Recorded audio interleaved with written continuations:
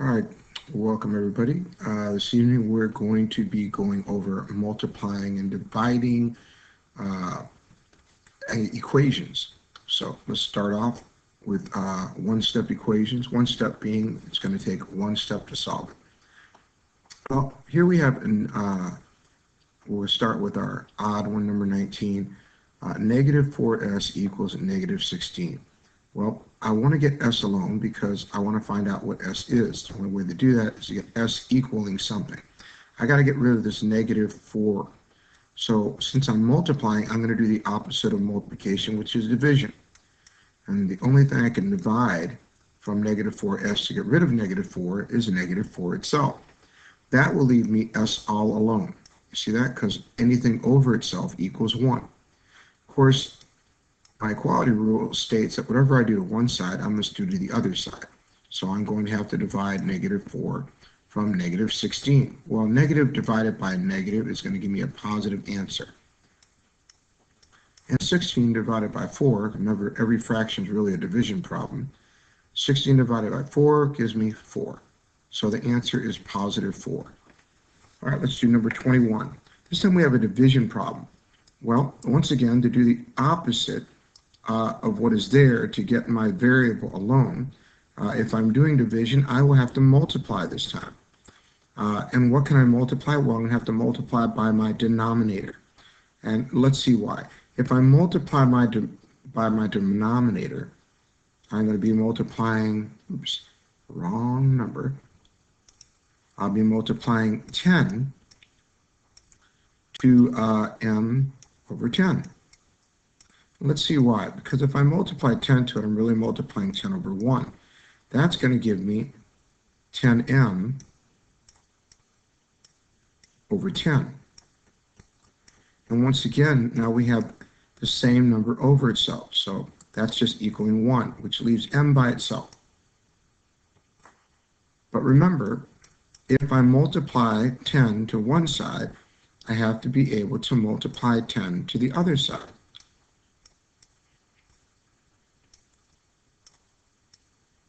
Well, now I have 7 times 10, and that is 70. So now, since I crossed that out, that left me m equals 70. Let's try number 23. On 23, we've got g over 12 equals negative 10. Once again, I'm going to multiply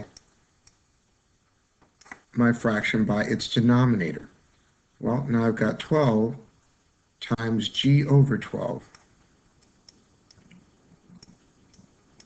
I could put a 1 over there, but I get the idea now. By multiplying it, it takes the g and gets it alone, because that would be, once again, using my butterfly method if I wanted to, right? I'm just going to have 1 over 1. That's going to leave me g over 1, which is g. But if I've multiplied one side by 12, I have to multiply the other side by 12. So I must multiply negative 10 by 12. Well, negative 10 times 12 is negative 120. And that's my answer.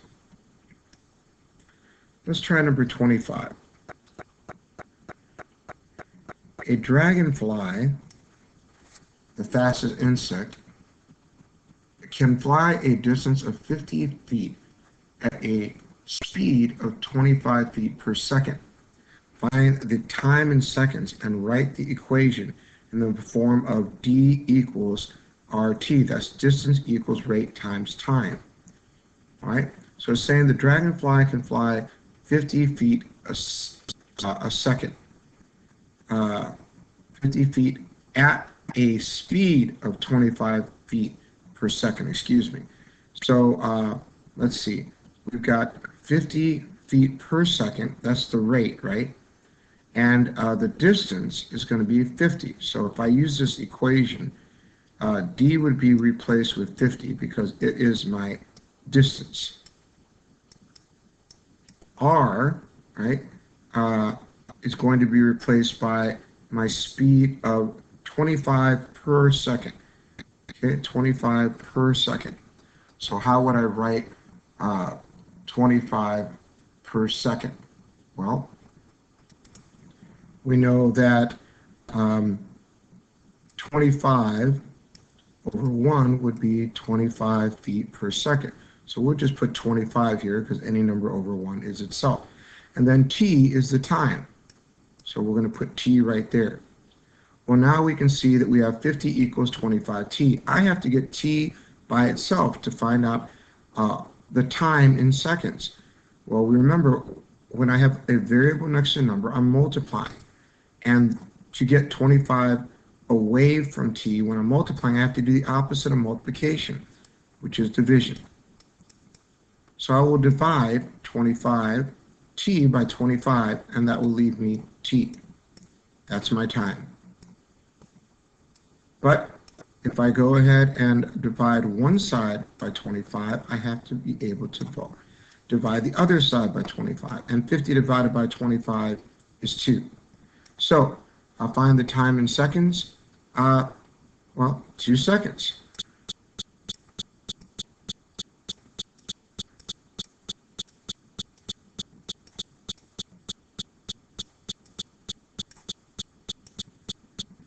All right, let's go to our next problem. Oh, I'm sorry, that's an even one. I guess it's my part of this is done. It's up to you to go ahead and solve the rest. Have a great night.